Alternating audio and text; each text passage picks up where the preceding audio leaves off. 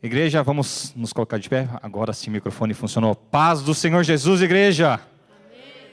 Eu falei, achei que estava muito baixo o meu som, mas é que estava sem som mesmo. Glórias a Deus, estamos aqui mais uma noite para louvarmos e engrandecermos a Deus. A paz do Senhor, você que está na sua casa, acompanhando o culto online conosco. A igreja já está aqui a postas. Vamos agradecer a Deus por mais uma noite, uma terça-feira, que estamos aqui para adorar ao Senhor Jesus. Vamos orar ao Senhor. Pai, nós te louvamos e te agradecemos nessa noite, porque mais uma vez estamos aqui na tua casa para engrandecer o seu santo e bendito nome, Senhor. Nós somos gratos a ti por mais uma oportunidade que o Senhor nos concedeu. Muito obrigado por mais um dia, Senhor, dos seus cuidados, da tua proteção, Senhor, da tua direção, Senhor. Nós louvamos o teu santo e bendito nome, Senhor, porque o Senhor nos deste mais uma oportunidade de estarmos aqui na tua casa para adorarmos o teu nome. Recebe nessa noite a nossa adoração, o nosso culto de gratidão a ti, Senhor, pelos seus cuidados e pelos feitos que o Senhor tem feito em nossas vidas. Nós te louvamos nessa noite, te pedimos, fica conosco, fala conosco através da sua palavra. Recebe o nosso louvor e a nossa adoração nessa noite. É o que nós te pedimos em um nome de Jesus. Fica conosco em nome de Jesus. Vamos adorar ao Senhor nessa noite em nome de Jesus. Glória a Deus. Aleluia. Glória a Deus. Paz do Senhor, amém. Aleluia. Só preciso de um.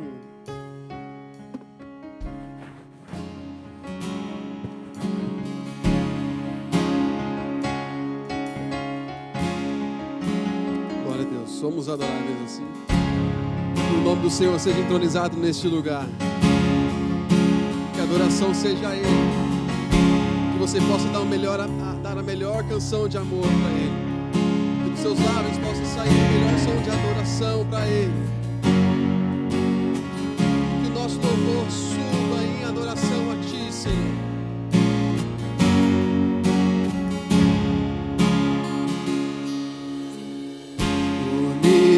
Hoje aqui erguemos nossa voz, uma canção de amor ao nosso Salvador.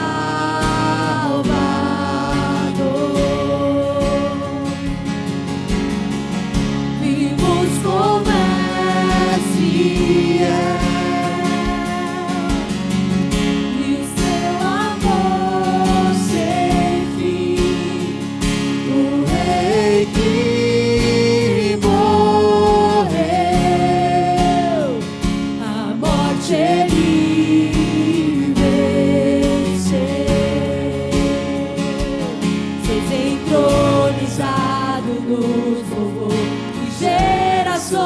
proclamam tu és digno de louvor,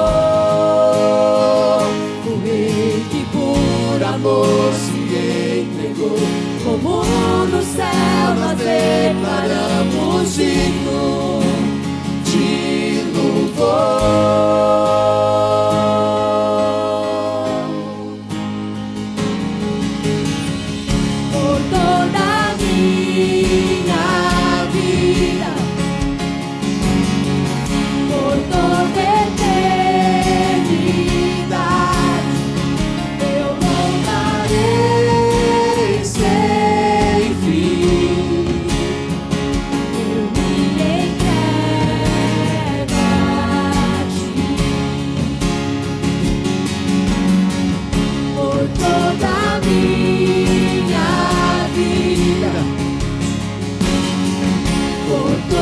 Eternidade, eu cantarei sem fim, eu me entrego a ti, eu me entrego a ti. Seja entronizado nos louvores, gerações proclamam tu és digno de louvor, que por amor se entregou, como no céu nós declaramos declaramos digno de louvor. Seja entronizado nos louvores. Gerações proclamam, tu és digno de louvor. O Rei que por amor se entregou, como no céu nós declaramos digno de louvor.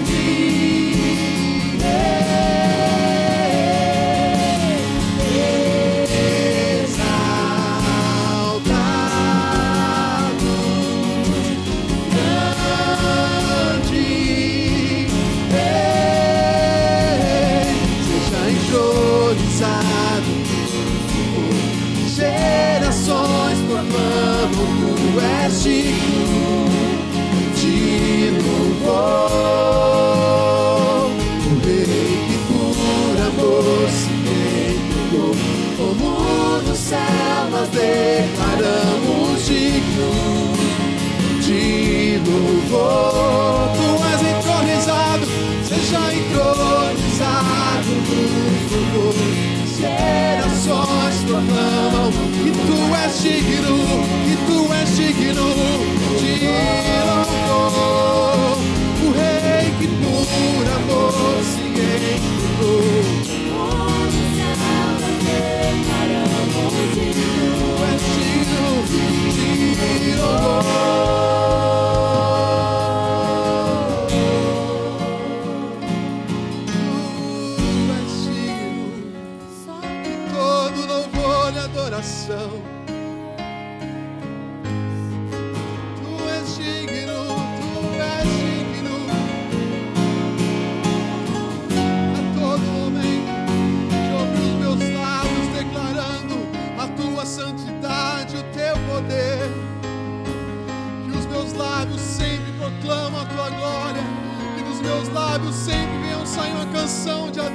A ti, e sempre dizer que o Senhor é Rei, que o Senhor é grande, é santo e exaltado, exaltado por todas as gerações.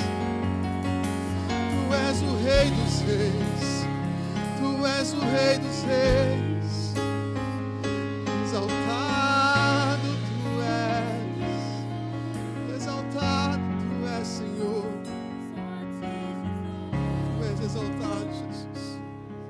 Tu és exaltado, Jesus. Oh, exaltado tu és.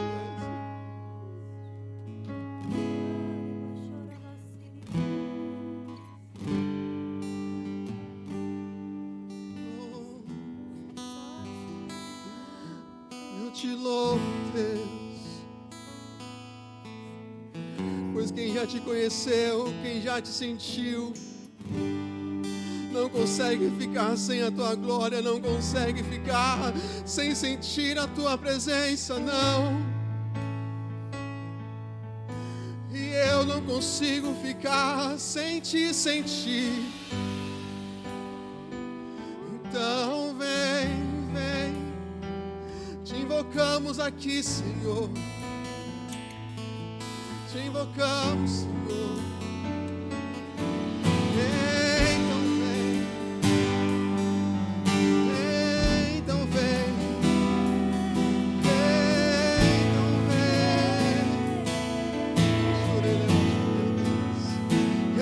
Então vem, como prometeste, derrama o teu Espírito, derrama o teu Espírito.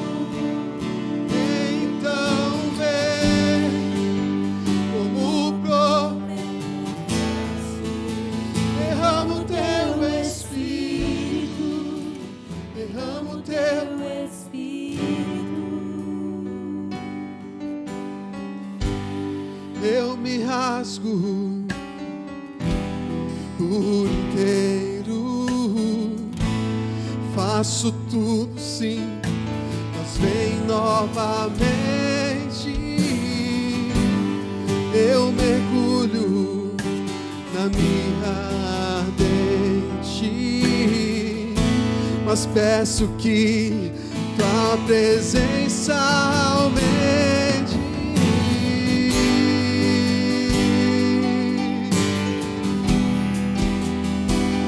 Eu peço a ti, me rasgo diante de ti. Eu me rasgo por inteiro, faço tudo, mas vem novamente. Eu mergulho na minha ardente, mas peço que tua presença aumente. E se eu passar pelo fogo, não temerei, na tua fumaça de glória eu entrarei, longe do santo dos santos, não sei mais viver.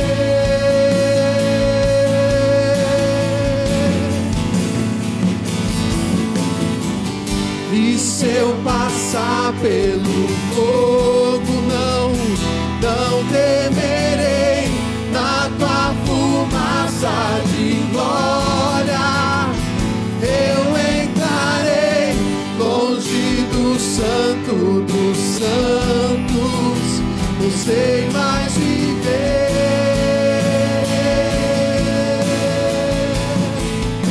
E quem já pisou o santo dos santos em outro lugar não sabe viver.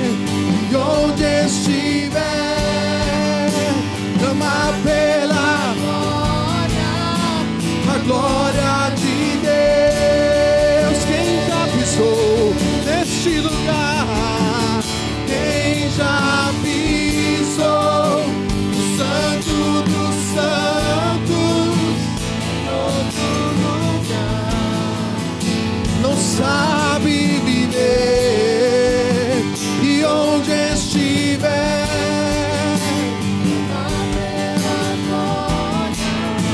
a glória de Deus. E eu declaro que tu és santo, que tu és santo, que tu és santo.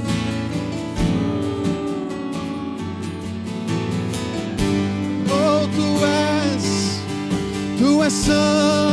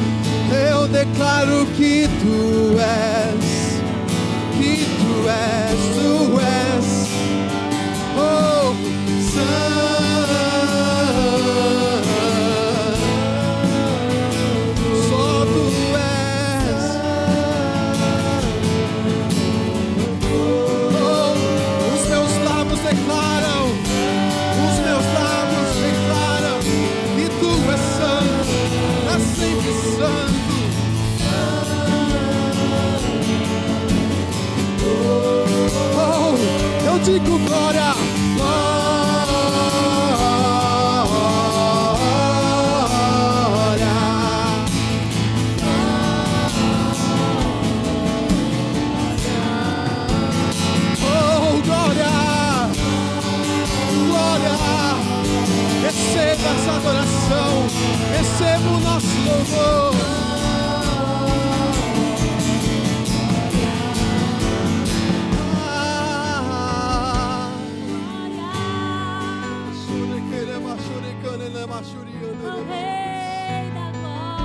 Mas sempre receberás a adoração dos meus lábios,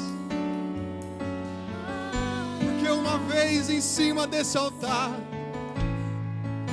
não queremos mais descer, não queremos mais descer, mas sempre estar no Santo dos Santos contigo, mas sempre estar, Senhor, no Santo dos Santos contigo, e para sempre te adorar, em contrapartida te sentir, e crescer em comunhão contigo. E é por isso que eu dou glória a ti, e é por isso que eu declaro glórias a ti,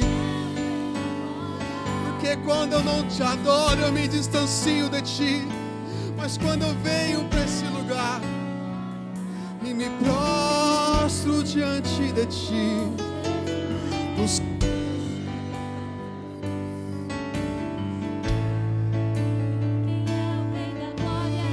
Senhor, vem, como o Senhor prometeu, que onde estivessem 2 ou 3 reunidos em teu nome, ali o Senhor estaria presente. E hoje estamos aqui declarando o teu poder, declarando a tua glória, declarando a tua majestade.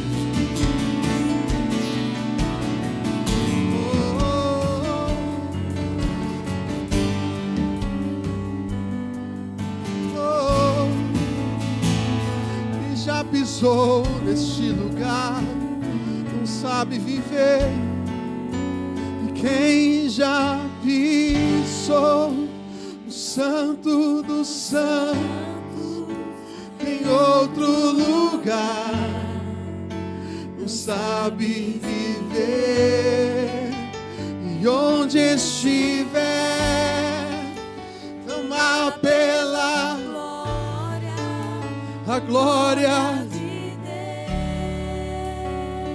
Cante mais uma vez. Quem já pisou no Santo em outro lugar, não sabe viver. E onde estiver, clama pela glória, a glória, para sempre a glória de Deus, a glória de Deus, a glória de Deus, aleluia, ela vem nesse lugar. Nós estamos nesse ambiente de glória, nós estamos nesse ambiente de glória, e eu creio que quando nós entramos no ambiente de glória, tudo que nós dissermos, tudo que nós profetizarmos, o céu se move, porque nós estamos diante daquele que pode todas as coisas.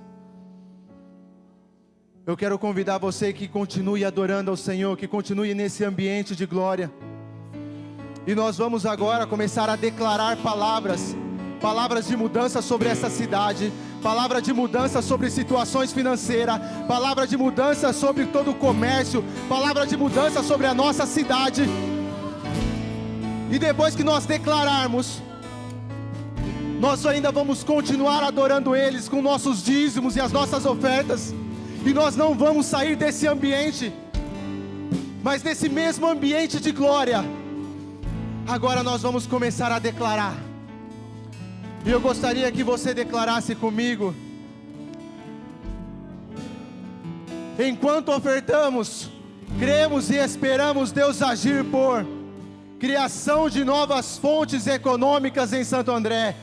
empresas multinacionais que geram novos empregos, tecnologia para estabelecer novos mercados, fontes de energia e soluções eficientes, crescimento como uma população, leis, tribunais que praticam a justiça e a liberdade da Constituição da nossa nação, servidores públicos que incentivam empresários e uma mídia conhecida por sabedoria e verdade, recursos naturais ampliados, renovados para uma nação sustentável, educação, livros, universidades que desenvolvem a mente de pessoas para influenciar gerações, capital para construir pequenas empresas que fornecem serviços, artes, cultura, atraindo jovens e velhos, comunidade médica conhecida por integridade e excelência, arrependimento da pobreza, de pensamentos pequenos e invejas, coragem para reconhecer oportunidades e fazer riqueza, abundância para abençoar o mundo e a providência para poupar e investir, revelação para passar riqueza para os filhos de nossos filhos. Abençoe o empresário de nossa cidade, abençoe os líderes do governo e poderes públicos. Então nós declaramos que quando os justos prosperam, a cidade se alegra. Aleluia! Aleluia! Aleluia! Quando nós declaramos, o Espírito Santo começa a se mover. Quando nós profetizamos, Ele começa a trabalhar. Tenha liberdade, continue adorando. Dê o seu dízimo, a sua oferta. Fique na liberdade do Senhor e vamos adorar a Ele. Quem é o Rei da Glória? Senhor, forte e poderoso. Quem é o Rei da Glória? Senhor, forte e poderoso. Quem é o Rei da Glória? Senhor, forte e poderoso. Quem é o Rei da Glória? E a Ele glória.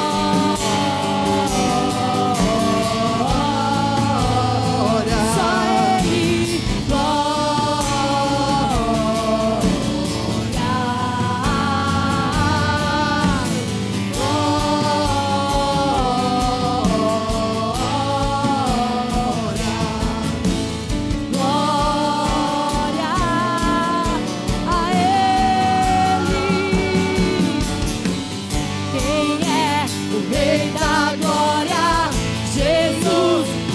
poderoso.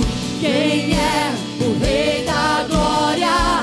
Jesus, forte e poderoso. Quem é o Rei da Glória? Jesus, forte e poderoso. Quem é o Rei da Glória? E a Ele damos glória.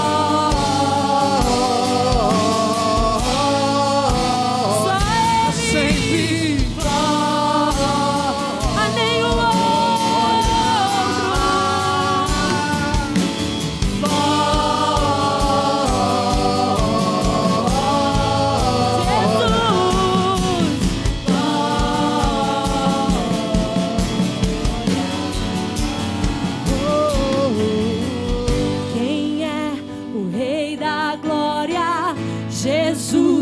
forte e poderoso. Quem é o Rei da Glória? Jesus, forte e poderoso. Quem é o Rei? Para que entre o Rei? Jesus, forte e poderoso. Quem é o Rei da Glória? A Ele glória.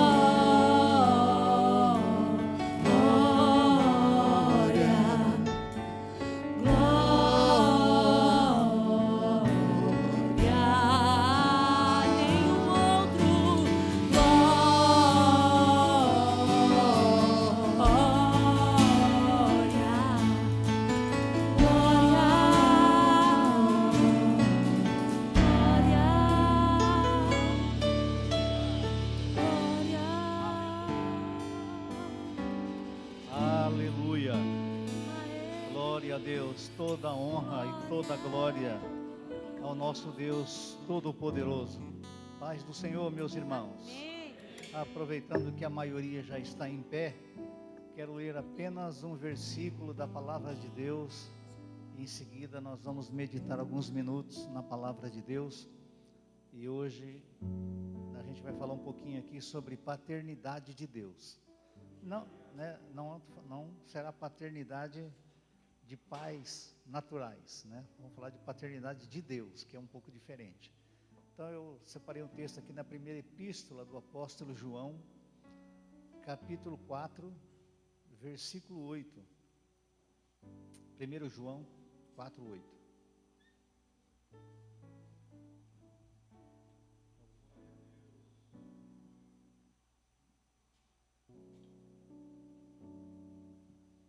Glória a Deus. Primeira epístola do apóstolo João, capítulo 4, versículo 8, diz assim, podemos ler tudo junto? É um versículo só, já está na tela, né? Assim facilita as leituras, porque as nossas Bíblias são de traduções diferentes, e hoje nós aprendemos bastante coisa sobre tradução de Bíblia, né? Então vamos unificar aqui a nossa voz, vamos lá todos juntos? Quem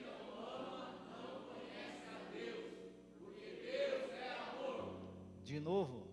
Quem não ama não conhece a Deus, porque Deus é amor. Amém. Glória a Deus. Já deu para decorar. Pode sentar, meus irmãos. Já deu para decorar um versículo hoje, né? Que é bem simples, né?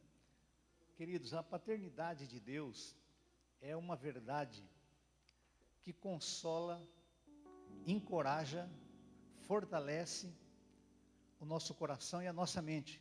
E em toda a Escritura, a suficiente palavra de Deus, está esta verdade inserida. Deus é nosso Pai. E se você for ver, todas as vezes que Jesus fazia referência a Deus, nunca Jesus dizia, a Deus, ou Deus Todo-Poderoso, ou Yahvé, como era na linguagem deles, ou coisa assim, mas ele dizia sempre o Pai. Em todo momento ele dizia, eu vim para fazer a vontade do meu Pai. Então, Jesus ele veio com uma missão, e essa missão era de realizar exatamente o projeto do seu Pai. Então ele veio em nome do Pai, trabalhou em nome do Pai, realizou o projeto em nome do Pai, e tudo que ele fez foi em função do Pai. Então a paternidade de Deus, primeira coisa, se conhece pelo seu amor. O amor de Deus é algo tão extraordinário que a própria Bíblia não consegue dimensionar esse amor. A Bíblia lá em João fala que ele amou o mundo de tal maneira. Outro texto diz que ninguém pode somar, medir ou calcular o tamanho desse amor que Deus tem. No texto de Isaías 49, 15, a Bíblia diz que mesmo sendo uma mãe que teve o seu filho, possa vir um dia esquecer ou abandonar, ou coisa assim. Mas Deus jamais se esquece dos seus filhos. Então, queridos, o amor de Deus é infinitamente maior do que um amor de mãe ou de pai, de pais naturais. E olha que a mãe faz tudo pelo filho, ou pela filha. O pai faz tudo por esse filho, ou por essa filha. E às vezes faz coisas até que ele não deveria fazer, ou coisa que ele não pode fazer, mas ele faz porque ele ama. E Deus ele tem um caráter de pai, que realmente ele nos trata como filho. E essa é a grande questão no cristianismo. Nós aprendemos, herdamos isso da religião antiga, que Deus é um Deus que bravo, é um velho sentado lá, um velho cabeludo, barbudo, sentado lá no trono. Qualquer coisa que alguém faz, ele castiga. E não é bem assim que nós conhecemos o Deus Todo-Poderoso. Se Deus fosse olhar para os acontecimentos da nossa vida, nós estávamos perdidos. Aliás, ele não tinha nem enviado Jesus. não é? Porque a Bíblia diz que Ele nos amou antes da fundação do mundo. Ou seja, antes que esse mundo existia, Deus já havia nos amado de uma forma e já projetado como Jesus viria, como Jesus haveria de morrer, por esse amor incondicional para um pecador que nem sequer havia nascido. Não vou nem falar que conhecia Deus ou que desprezava Deus, nem havia nascido. Ou seja, a raça humana, através de Adão, lá no Éden, se corrompeu e corrompeu geral. Então nós estávamos nesse pacote todo. Então ele também corrige, assim como o pai corrige o filho. E hoje nós vivemos numa época que é até complicado se falar em corrigir filho, né? Há tantas coisas relacionadas a isso, mas a realidade é que Deus, Ele nos corrige exatamente como um pai. Por quê? Primeira coisa, quando um pai dá tudo para um filho, ele estraga o filho, sim ou não? Quem tem experiência disso já sabe o que eu estou falando. Às vezes as pessoas se casam um pouco mais velha, e ele já não cria mais o filho como filho, mas como neto. E já avô sabe como é que é, né? Não precisa falar, que eu já sou também. Então, tem a tendência de... E eu fico me policiando para não corrigir meu neto, no que eu posso ensinar, eu ensino. Mas quem tem que dar educação é a mãe e o pai, ok? Então, as normas é do pai e da mãe, não é do avô. E a gente tem a tendência, não, deixa. E não é assim. Então, então, o que acontece? Deus, da mesma forma, Ele corrige. Só que Deus é sábio, gente. Deus não vai te dar tudo. Deus vai te dar aquilo que realmente é necessário. Então tem muita gente que lê um texto na palavra de Deus, tudo que pedir você recebe, tudo que não... Vírgula. Porque você imagina se você recebesse tudo de Deus. Porque nós somos bons para pedir. Não é verdade? A gente é especialista em pedir. Me dá isso, me dá aquilo, me dá isso, me dá aquilo. Mas na realidade, Deus, Ele nos trata como um filho amado. Então Ele sabe que se Ele der tudo aquilo para nós vamos se perder. Vai estragar. Então, de vez em quando Ele não dá, de vez em quando Ele dá, Ele testa, né, para ver para que a gente quer aquilo.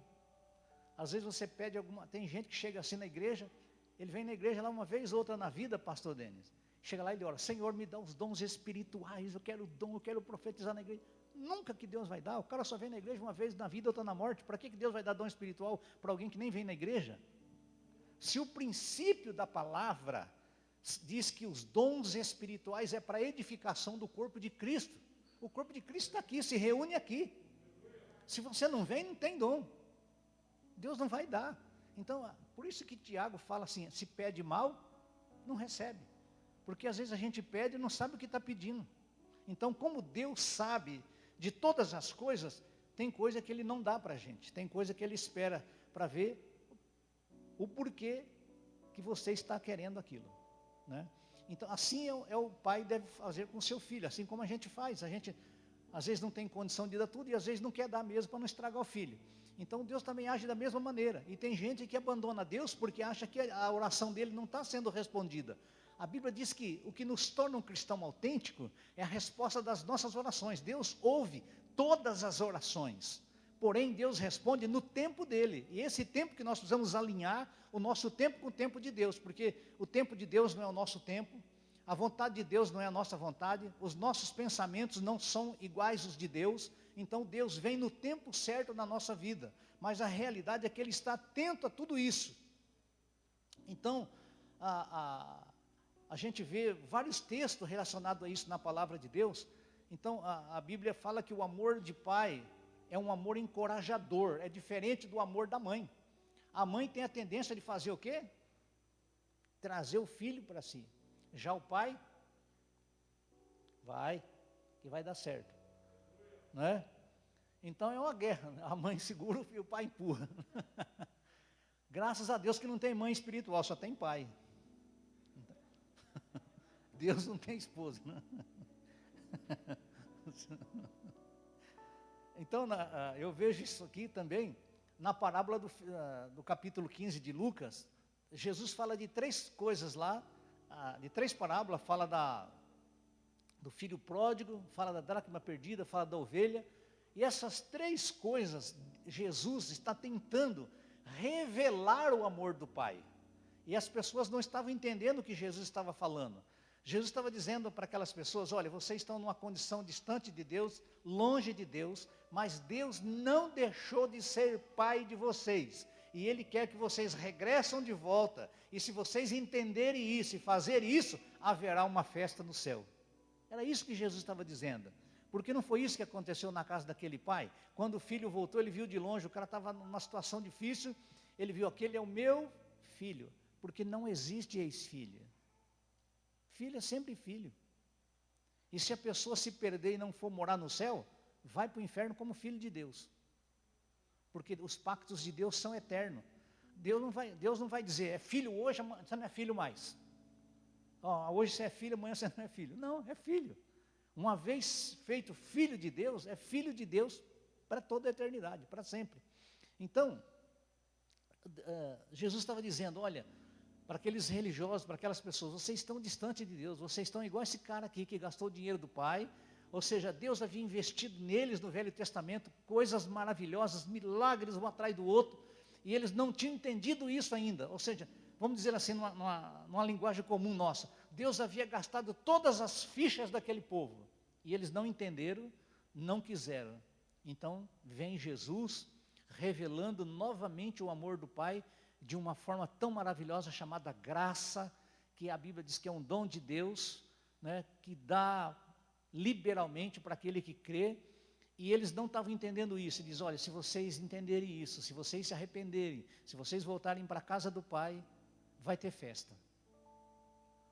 E a Bíblia diz que há uma festa no céu, quando um pecador se arrepende.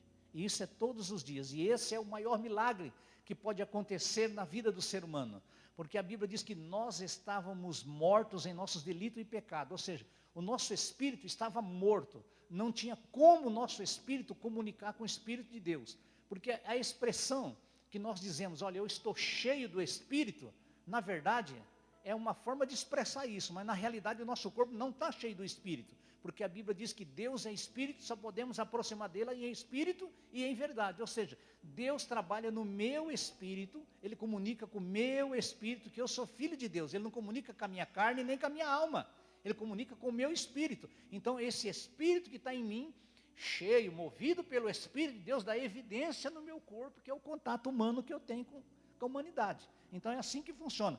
Então quando nós aceitamos Jesus de verdade, nós nascemos de novo, Deus fez com que o nosso espírito que estava morto passou a viver, e esse é o maior milagre que pode acontecer na vida do ser humano. Então se a gente pudesse ver isso acontecendo quando alguém aceita Jesus, seria algo extraordinário, né? Porque a pessoa consegue mudar do dia para a noite. Por que isso, gente? Porque isso vem de cima para baixo e não de baixo para cima. Vem de Deus, e o poder de Deus é transformador. Quando ele chega na vida de uma pessoa, ele transforma a pessoa de uma forma que a pessoa começa a agir diferente. Então as pessoas começam a dizer, olha, está diferente, aquele rapaz era assim, agora está assim, aquela mulher falava isso, agora não fala mais, mudou. Por quê, irmão? Porque essa mudança vem de dentro da nossa alma, vem lá de dentro do nosso ser, e começa a dar frutos, que está lá em Gálatas 5:22. Tem gente que pensa que dar fruto do Espírito é só profetizar. Não, isso aí não tem nada a ver com fruto. Não tem nada a ver com fruto. Fruto é algo que você vive, é algo que você produz através do Espírito Santo. Ninguém pode produzir frutos se não for pelo Espírito de Deus. Nenhum ser humano consegue fazer isso. Por isso que está lá em Gálatas 5:22. E o primeiro deles é exatamente o que nós lemos aqui. O primeiro fruto é o quê? Amor. Então, veja que se a gente for falar de amor aqui, é uma coisa que pega na nossa vida. Porque a Bíblia diz que aquele que não ama, não conhece a Deus. Aquele que não ama está em treva. E aí vai indo. Tem tantas coisas relacionadas a amor.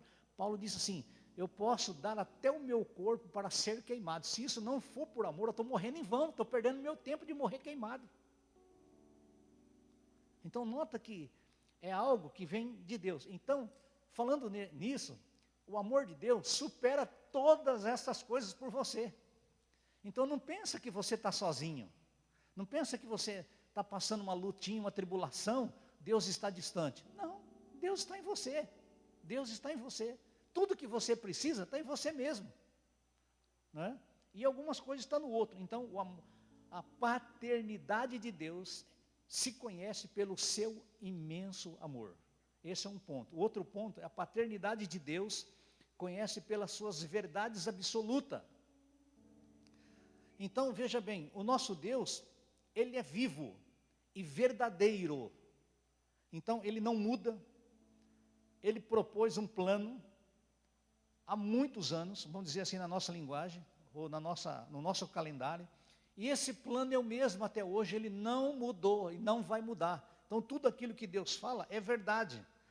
Você pode ter uma promessa de Deus, sei que todos aqui têm promessa de Deus, e talvez algumas promessas não aconteceram na sua vida ainda, mas no tempo de Deus vai acontecer, porque Deus é fiel e vela pela sua palavra. E a Bíblia diz que passa os céus e a terra, mas a palavra dele não passa. Então, se Deus prometeu, fique tranquilo, vai acontecer. Vai acontecer. O que você precisa ficar é só ficar no seu lugar, servindo a Deus com sinceridade, para não cair naquele grupo de gente lá de Hebreus capítulo 11, que tiveram maravilhosas promessas, mas não viveram porque não conseguiram manter a sua vida diante de Deus. Então, se você só fica no seu lugar, fica no seu lugar que você vai ver a bênção de Deus chegar. Ah, estão dizendo isso, deixa falar. Morto, nós já estamos mortos pelo pecado, nós já estamos mortos por esse mundo. Então, morto não reage com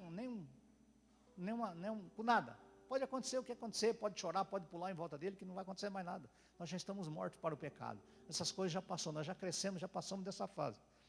Ok? Então, a paternidade de Deus se conhece pelas suas verdades absolutas. A experiência de Elias, lá no monte, com os profetas lá, Deus chega para Elias e fala assim, que ele queria se revelar para aquelas pessoas. Irmão, Deus estava querendo se revelar para um profeta do capeta. Aqui era profeta do mal mesmo, entendeu? E eram muitos, era quase 800, ou coisa assim, era 400 de um e 450 de outro. E Deus começa a revelar o seu amor e as suas verdades absolutas naquele momento. E Elias chega ali e diz assim, olha, é o seguinte, Israel estava numa situação complicada. Deus precisava mostrar que Ele era Deus para aquela humanidade, mas não que Deus queria matá-los, Deus queria salvar aquele povo. E aí propõe lá algo dizendo o seguinte, olha, nós vamos colocar aqui fazer um sacrifício, vamos degolar um animal, era como era lá no Velho Testamento, colocou no altar e falou assim, vocês podem orar. Então você imagina aquela multidão de homens orando lá, se retalhando, se cortando, e Elias zombando dos caras. Grita mais alto, talvez o seu Deus está dormindo, acorda ele, está longe, está viajando, está surdo, está não sei o quê. E os caras ficaram até meio-dia e nada de responder com fogo, porque a ideia era responder com fogo, porque a Bíblia diz que Deus é fogo. Ok? E aí chegou a vez de Elias. Elias não precisou orar meio-dia. Ele disse, Senhor, mostra a sua glória para esse povo, que o Senhor é o Deus de Israel, o Deus verdadeiro. Ele já tinha mandado jogar água, mandou cavar em volta, fez lá muita água em cima de tudo aquilo, e a Bíblia diz que veio fogo do céu e consumiu tudo aquilo. Ou seja, a verdade absoluta de Deus prevalece em qualquer situação e em qualquer momento é a verdade. Então, o que nós temos de verdade hoje é a palavra de Deus que nós precisamos conhecer. Ela é a verdade, ela é o caminho, ela é a bússola, ela é a espada, é óleo, é azeite, é tanta coisa para nós, né? Que nós precisamos conhecer esta palavra, para conhecermos essas verdades absolutas e servirmos a Deus na integridade. Então, Jesus Cristo foi a verdade do Pai revelada em carne para a humanidade. E não teve como alguém contestar essas verdades, porque Jesus veio, morreu, e no terceiro dia ressuscitou. Foi o único que ressuscitou e está vivo até hoje. Aleluia. Muitas pessoas ressuscitaram. Milagres aconteceram na época de Jesus. Lázaro, por exemplo, ressuscitou. Foi um milagre grande, sim ou não? Foi um milagre grande, porque você imagina um cara enrolado num lençol de 180 metros, e Jesus chega na porta lá e fala, remove a pedra, né? Tira a pedra. Diz, Lázaro, sai para fora. Lázaro veio para fora, enrolado num lençol de 180 metros. Não tinha como o cara andar. Imagina o cara enrolado, mumificado. Ele veio parar na porta. Jesus disse assim, ó, desatai-o e deixai-o ir. Porque no reino de Deus, ninguém pode estar enrolado com as coisas desse mundo. Porque quem está enrolado não fala, quem está enrolado não ouve, quem está enrolado não anda, quem está enrolado não contribui, e aí vai indo. Paulo falou assim que quem está com problema nessa área, precisa deixar essas coisas. Paulo ensina dessa maneira, porque Paulo, olha irmão, os ensinos de Paulo não era brincadeira. Então, Jesus é o Deus invisível para a humanidade. Se revelou para todos nós, revelou para cada um de nós de uma forma. Para mim ele se revelou de um jeito, para você de outro, mas você sabe que ele está vivo e ele é a verdade absoluta de Deus. E é nessa verdade que nós vivemos. Por isso que a Bíblia diz, olha, conhecereis a verdade e a verdade vos libertará. Então não adianta você orar por libertação. Não adianta, você tem que conhecer a palavra, porque é ela que vai lavando. Lembra da história de Pedro? Jesus falou assim, Pedro, vocês já estão lavados pela palavra que eu vos tenho falado. Ah, Senhor, me dá um banho aqui. Não, não precisa de um banho. Eu só quero lavar o seu pé, só quero ter comunhão, te lavar, te limpar e ter comunhão. Esse era o segredo. Então Pedro, né, era o cara que era 880, foi o cara que mais apanhou de Jesus, vamos dizer assim, mas foi aquele que Jesus deu a oportunidade de conduzir a igreja. Então Pedro precisava ser ensinado um pouco mais, né, e também era o mais velho do grupo. Então eu imagino como que Pedro foi tratado, como que Pedro dava resposta de imediata, e às vezes ele sofria as consequências por sua palavra, mas foi aprendeu de forma que entregou a sua vida sendo crucificado de cabeça para baixo, mas não negou o nome de Jesus. Você sabe que ele foi crucificado pelo rei e não queria ser nem crucificado de cabeça para cima. E era o mesmo Pedro que lá atrás estava com medo, estava negando Jesus. Mas quando ele decidiu, de verdade, as coisas mudaram na vida dele. Quando ele entendeu qual era o propósito. E isso que nós vamos entender. Qual é o propósito de Deus para a minha vida? Deus tem um propósito para cada um de nós. Não pensa que você, não, isso aqui é para A, para B. Não, Deus te escolheu, te nomeou, para que você vai e dê fruto e o seu fruto permaneça. Isso é todos nós que temos que fazer isso. Não tem um grupo de pessoas especiais que vão dar fruto. Todos nós precisamos frutificar. E só podemos frutificar se nós estivermos na videira. Se nós não estivermos na videira, não consegue dar fruto.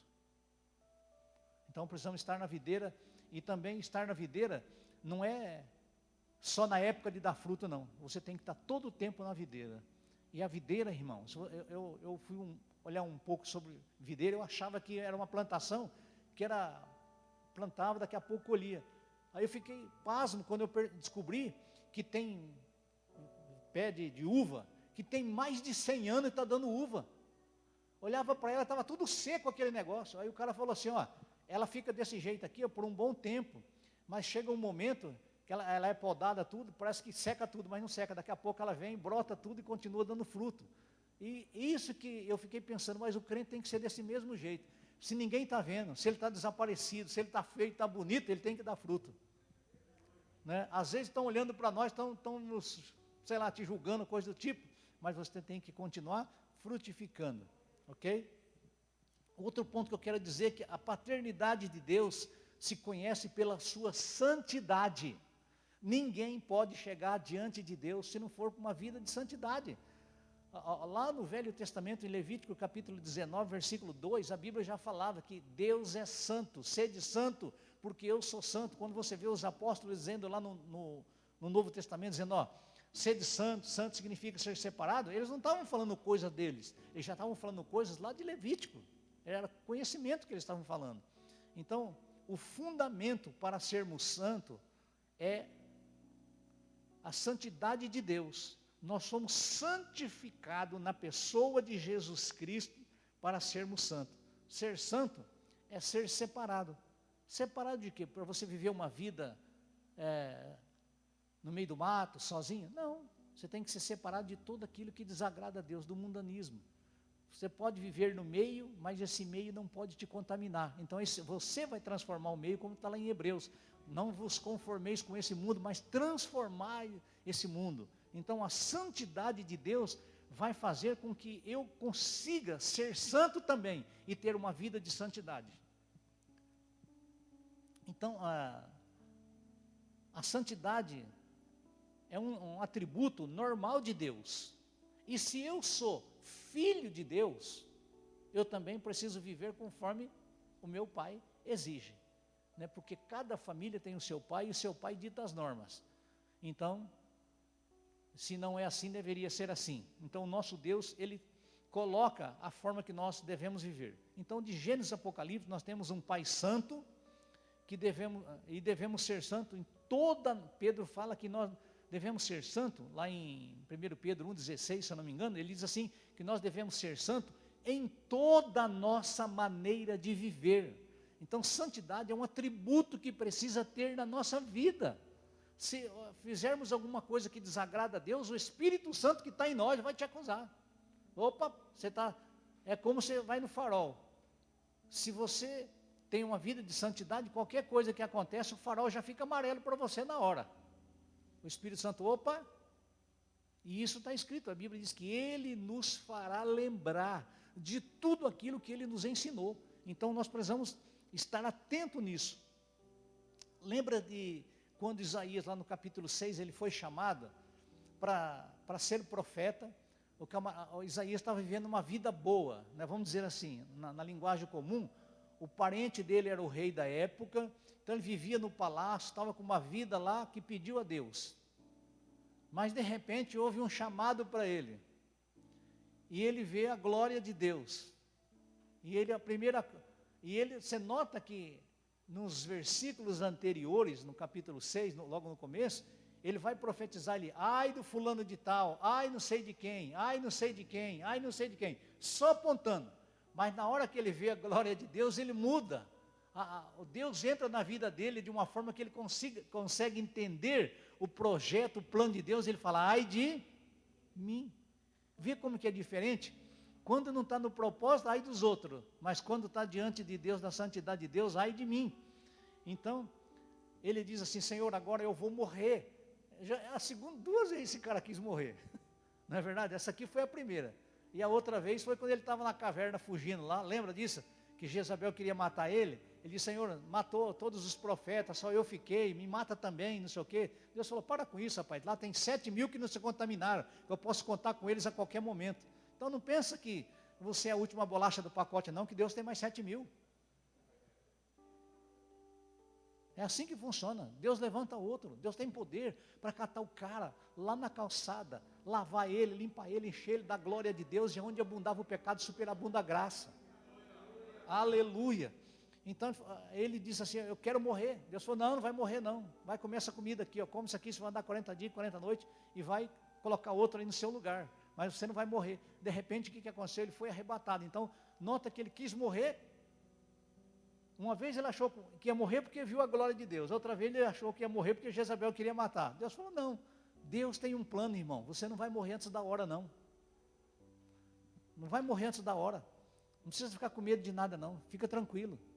O que Deus tem para você, tem para você. Se Deus quiser fazer algo na tua vida, você pode estar morto, Ele te ressuscita. Mas se for o contrário também, não tem médico que dê jeito.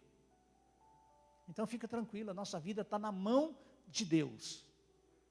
Então nós vivemos a santidade de Deus. Devemos sempre olhar para o nosso Pai através do Filho, ou a revelação das Escrituras. Nós precisamos, eu sempre cito a Escritura, porque é uma coisa importante para nós. Então a santificação do povo era uma condição para se servir a Deus. Lembra de Josué? Josué, um dia Israel estava todo querendo voltar para trás de novo. Aquele povo sempre queria voltar para trás, né? Foi assim com Moisés, estava sendo com Josué. Aí Josué falou, não, vamos resolver esse negócio aqui hoje. Ele subiu no lugar mais alto, onde que o povo podia ver ele, e diz, olha, escolhei hoje a quem vocês vão servir. Eu e a minha casa serviremos ao Senhor. Então nós precisamos dar uma resposta ao chamado que tem na nossa vida e para a nossa família. Porque Deus não chamou você sozinho, Deus chamou você e a sua família também. Então você que é o sacerdote da tua casa, você precisa dizer isso na sua casa: eu e a minha casa serviremos ao Senhor. Aleluia.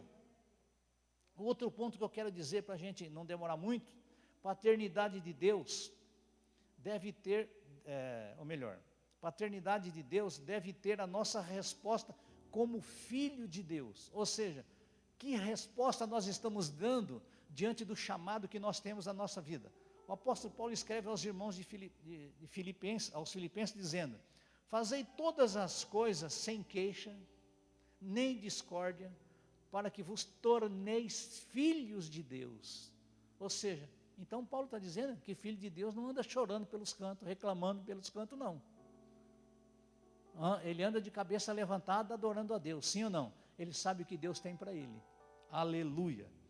Então, para que no dia de Cristo, ou dia da vinda de Jesus, nós possamos subir. E esse é o nosso objetivo. Então,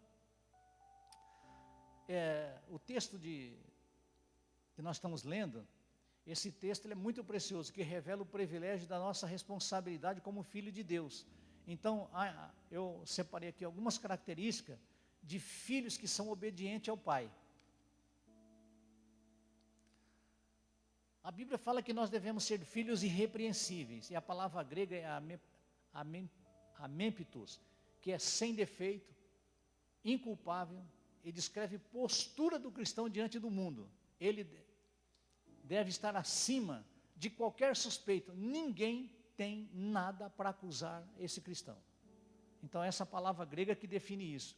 Filho sincero é akeraios, que significa puro, sem mistura. Essa palavra era usada para quando as pessoas misturavam leite com água. Então era usada essa palavra do grego. Então fala que nós não devemos nos misturar, nós devemos estar separados.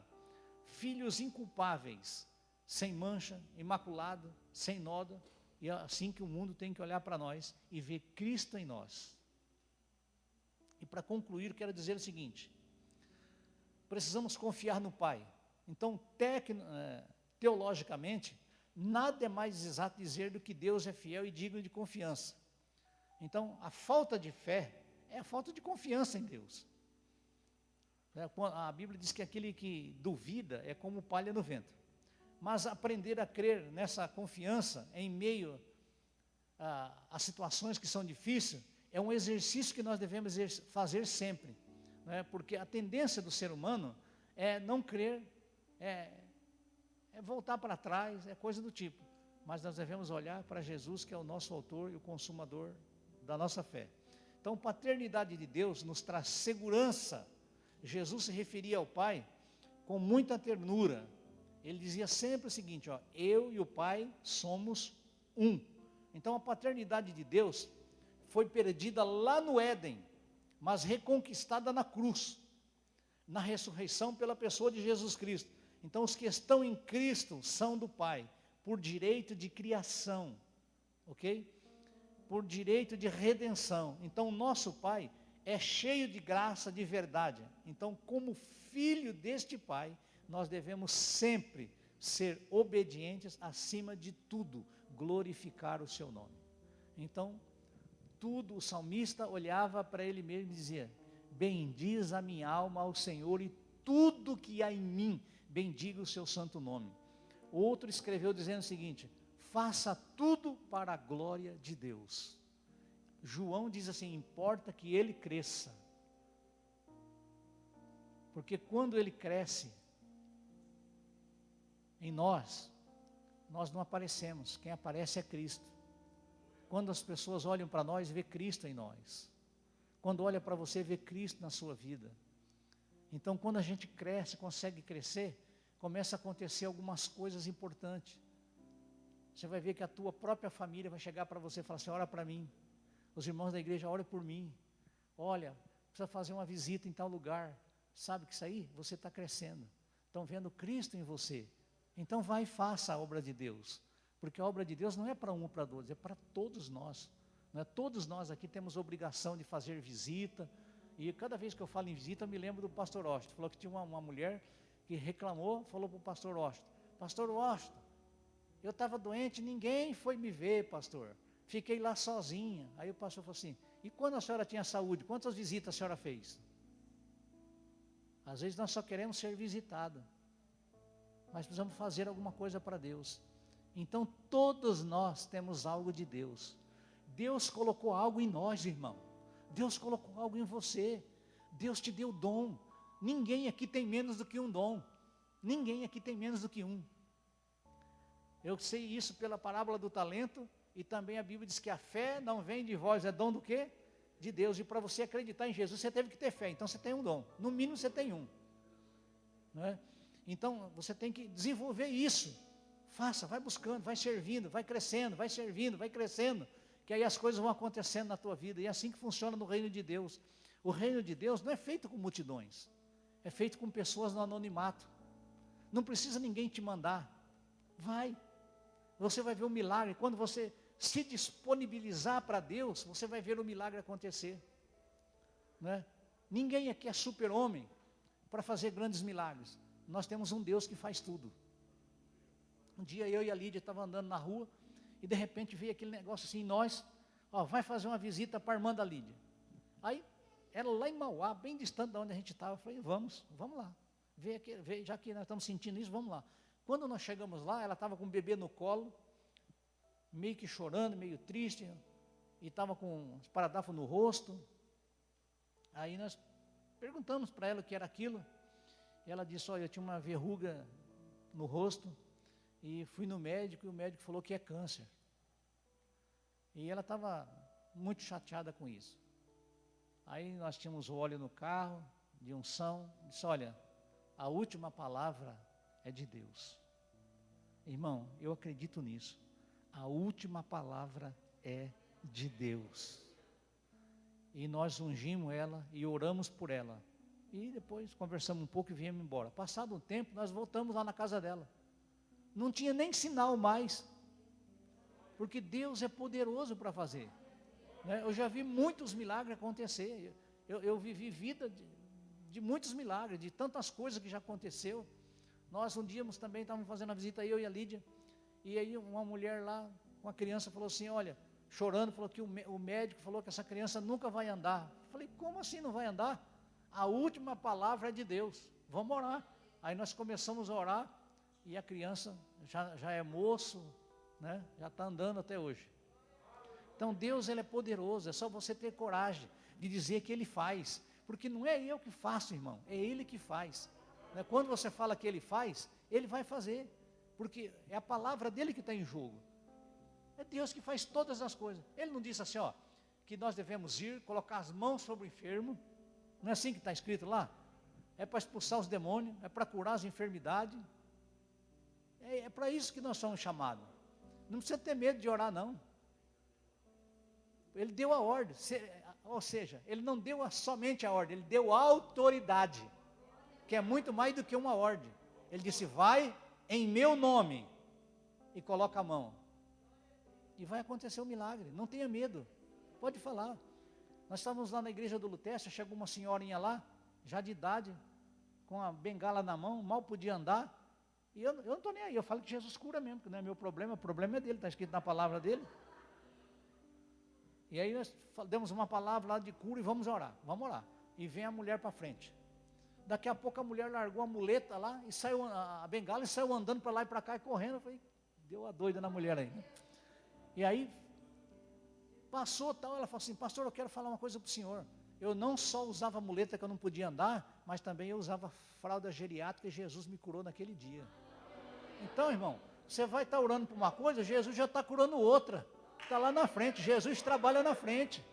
Aleluia. Você pensa que Ele está fazendo uma coisa, Ele já fez outra lá que você nem pensou ainda. Então, o avivamento que eu entendo é isso. É quando você orar, não precisa ficar, vai ser curado agora, não sei o que, não precisa nada disso. Quando você prega a palavra de Deus, ela por si só ela é poderosa para fazer alguém levantar lá no meio e dizer, eu senti um toque de Deus aqui agora e fui curado. É nesse avivamento que eu acredito. Aleluia. Eu não acredito em barulho, eu acredito em Jesus que tem poder para curar qualquer tipo de enfermidade.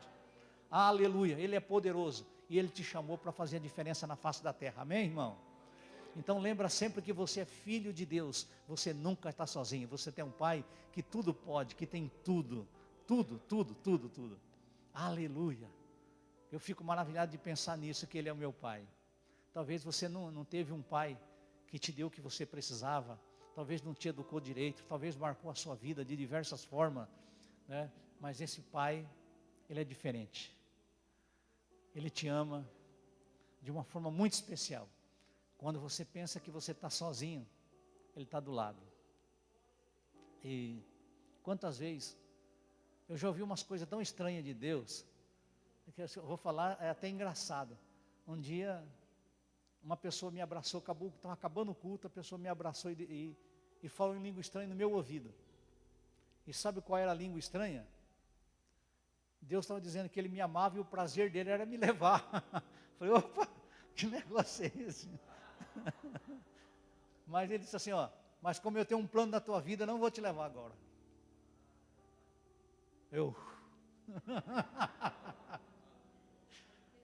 Mas Deus, Ele é poderoso, irmão, porque o prazer de Deus está conosco. E sabe quantos anos eu tinha? 34 anos nessa época. O Rafael tinha 2 anos.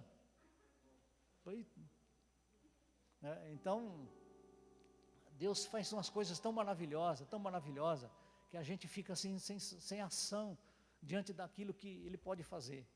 Então Deus, saiba que Deus tem o melhor para a sua vida. Acredite que Deus é o seu Pai, está com você todos os momentos.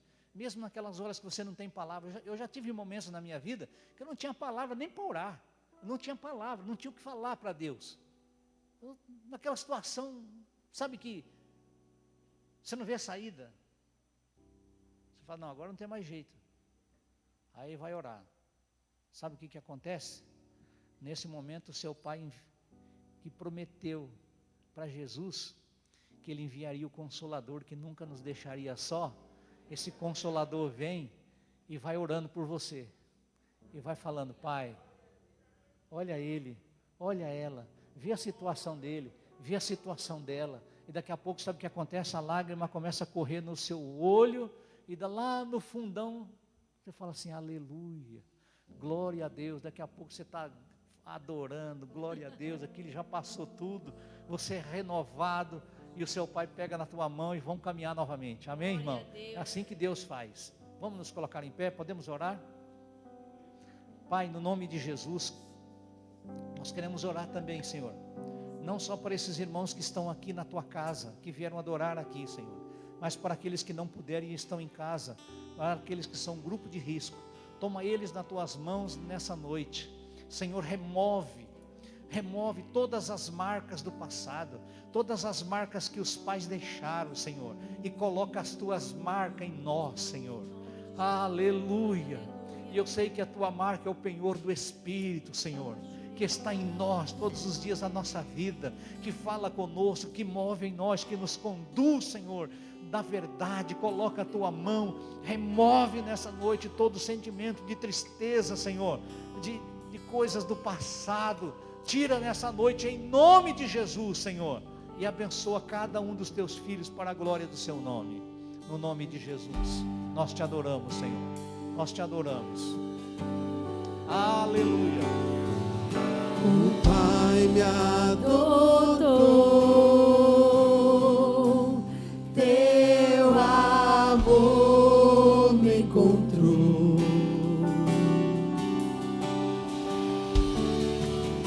Eu era órfão, hoje sou filho.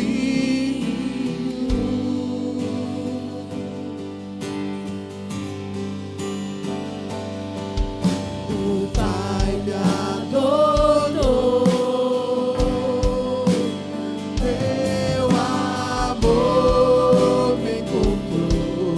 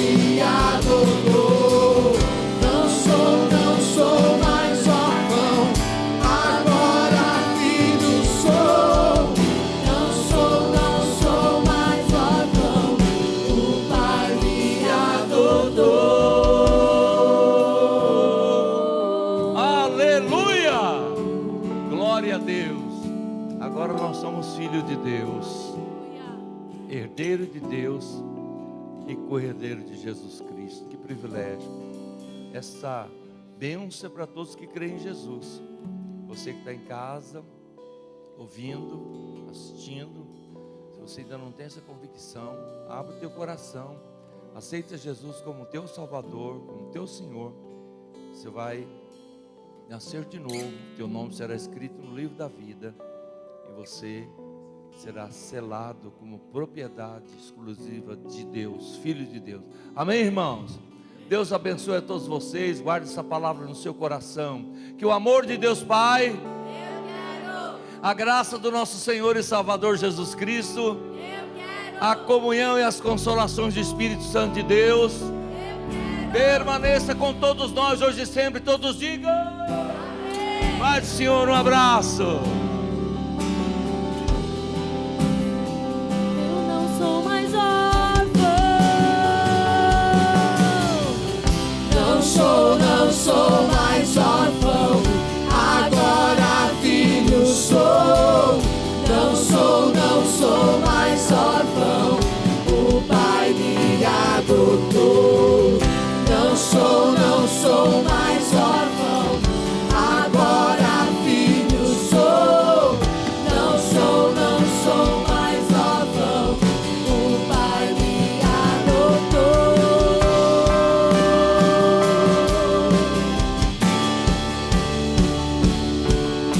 O Pai me adotou. Teu amor me encontrou. Eu era órfão, hoje sou filho.